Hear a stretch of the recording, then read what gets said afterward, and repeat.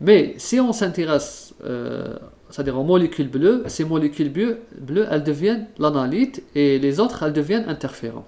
Donc c'est l'effet de la matrice. Là, c'est la matrice.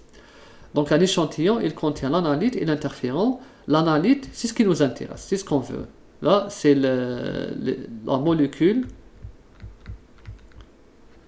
d'intérêt. C'est la molécule recherchée. Donc voilà l'échantillon. Sa signification, c'est l'analyte plus interférent. Et après, on va voir notre type de solution. Ensuite, vous avez les analyses de caractérisation. Par exemple, la structure d'une surface métallique. On a une structure, un métal.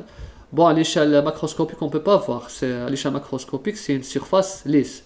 Mais si vous utilisez, par exemple, un MUB, microscope électronique à balayage, vous allez trouver vraiment des structures impressionnantes à l'échelle plutôt microscopique. À l'échelle atomique, vous allez voir des structures sur le métal. Et là, c'est des analyses de caractérisation. Ou bien les poudres, l'analyse des poudres. Il y a plusieurs types d'analyses. Dans cette matière, on s'intéresse plus aux analyses quantitatives. Par exemple, on vous ramène une boîte d'un médicament, par exemple de Voltaren. On vous demande d'analyser le diclofénac dans les comprimés. Par exemple, le Voltaren, c'est à peu près 50 mg.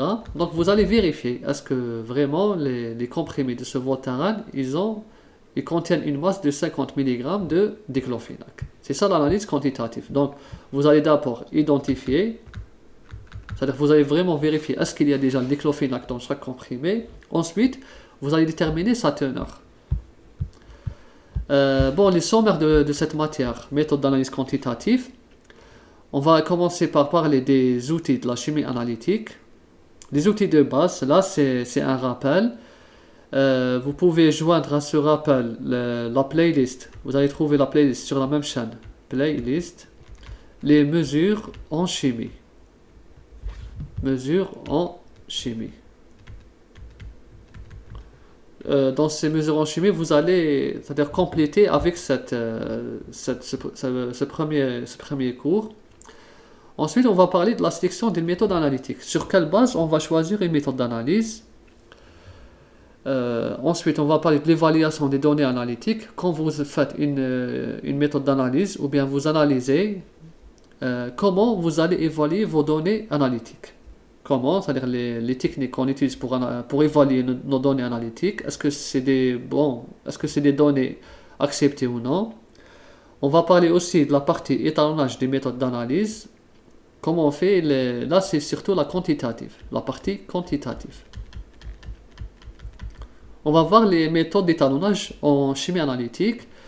Et on termine le dernier cours par un exemple, une application. On va faire l'étude d'un dosage d'un médicament par spectrophotométrie UV. Peut-être qu'on va voir le paracétamol.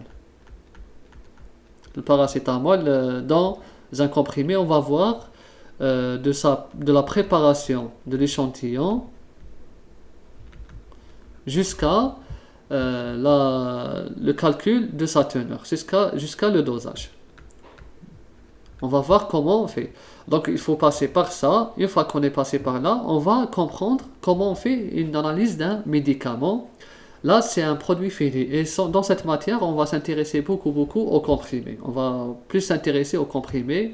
C'est des exemples simples qu'on peut comprendre. Et comme prérequis de cette matière, vous avez ce qui est fondamental, c'est les équilibres chimiques en solution. C'est bien de revoir les équilibres chimiques en solution, tout ce qui est la constante d'équilibre, les échanges de matière, la notation scientifique, les chiffres significatifs, l'analyse dimensionnelle. Là, vous allez les trouver dans toujours la playlist les mesures en chimie.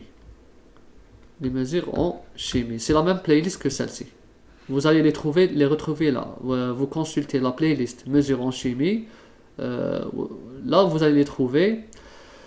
Vous trouverez le lien juste dans la description de cette vidéo. C'est important, on n'a pas le temps de tous les refaire, mais c'est bien de faire un petit rappel. C'est important, l'analyse dimensionnelle et les chiffres significatifs en notation scientifique pour résoudre les exercices de cette matière. Aussi, les paramètres statistiques de base, il faut les revoir, comme la moyenne, l'écart type, la variance, tout ça. Et aussi, juste la régression linéaire simple. La régression linéaire, c'est la courbe de calibration qu'on obtient. Il faut juste faire un petit rappel, les erreurs de cette règle, les erreurs, comment on minimise les erreurs durant la régression linéaire. Voilà pour ce premier cours de présentation de la matière, méthode d'analyse quantitative, que je préfère appeler MAQ.